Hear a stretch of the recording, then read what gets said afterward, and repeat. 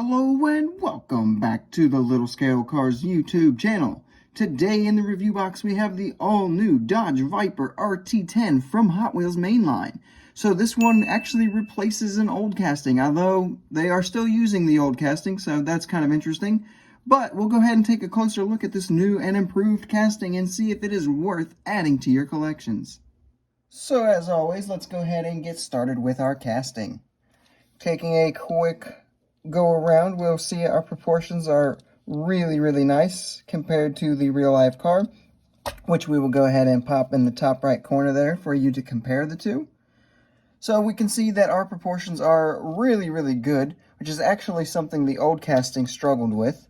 But going ahead and taking a look at the casting, engineering, and all that, we will see that up front, all of this nice detail is all casted in. So we do have our grille casted in nicely. These little lights are casted in. Even these little reflectors over here, casted in, looking good. If we come up to the hood, our hood is kind of barren, which is what you would expect on the original Viper. And then our little, whatever these things are supposed to be, outlets, are actually a piece of the window as far as I can tell, which looks really good. They're nice and dark, so they don't look distracting or see-through or anything like that. Coming down the side, once again, we do have all these really cool body lines that the original Viper did have. We do have mirrors on both sides, which looks fantastic. Coming around to the base, you will see our kind of hoop right here, casted in really nicely, looking good. Coming around to the back, the bumper again, casted in perfectly, part of the main body, looking absolutely fantastic. Even this little seam here in the back, looking good. Our exhaust is a part of the base, and it comes out, jutting out on both sides. So pretty accurate to the real life car, and once again, looking really good. And as a whole, I would say that this casting has just been done really nicely. Moving into our paint and deco section, there's really not a whole lot to say here. It's just bright red. But however, that was pretty much, I would say, the most popular car, and definitely like the most presented car color choice for the Viper.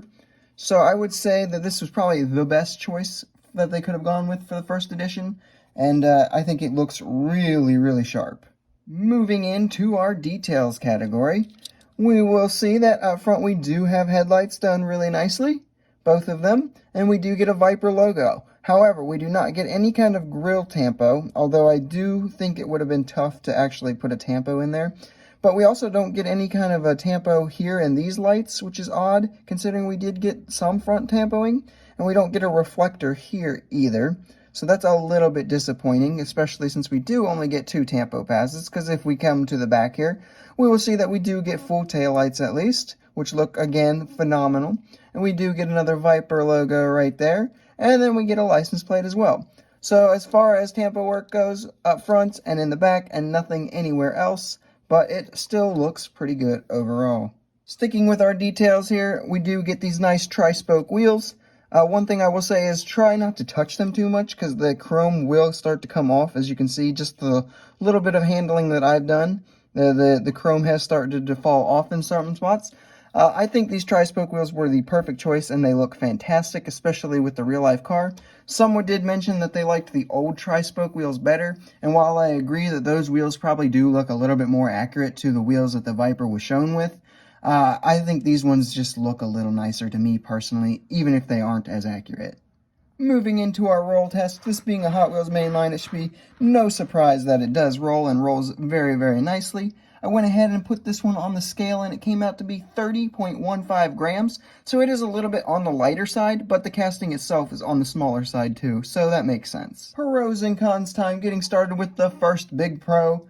I would say the absolute fantastic proportions of this one is amazing, and definitely worth picking up for that alone, especially when you compare it to the old Viper casting, which I didn't realize how off and kind of tuned that one really was until this one started making rounds. The first pictures of this one started to come out, and it was like, wow, that one really is quite the improvement. The other big pro I would say is that we do have decent detailing for $1. The headlights alone to me are really nicely done, and then the taillights being there as well. For a mainline, you can't hardly ask for much more. However, we will get to another part here in the cons section. That being said, coming over to the cons, since we only got 2 Tampo passes, I really do wish that these little lights here had been done. It's not, or at least these reflectors perhaps, like something up here to make this grill section just pop a little bit more. I imagine if the casting ever goes premium, that's something that we'll definitely get. But it's not the end of the world, but it is a slight disappointment, I would say. Moving into some quick size comparisons, here we have it with some other Vipers you might have in your collection, with the Matchbox Dodge Viper GTS, and the casting that this one replaces, the original Hot Wheels Viper RT10.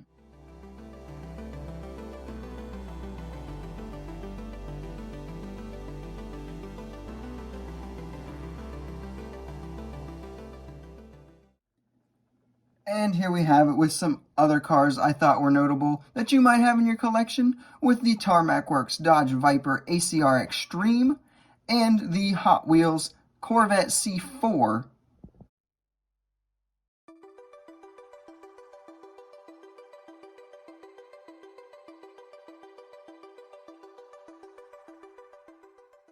Alright, so with all of that out of the way, it is now time to give my overall and final thoughts. So I am going to go ahead and give this one a 9.7 out of 10. So originally for me, the hype just wasn't quite there because we do already have this casting in Hot Wheels and in Basics. So I wasn't quite sure why it was being done again.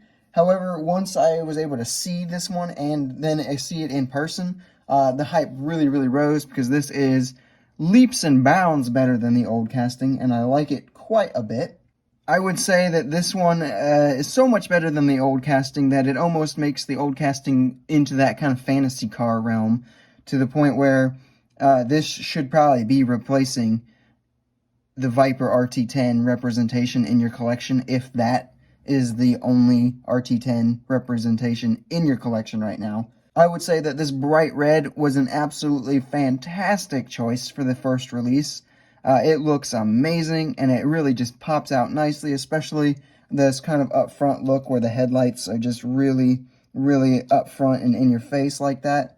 The engineering of the casting done very nicely. Again, we've got a few like shutoffs and stuff like that that look really good, the way they kind of did it with the window piece, making it look clean.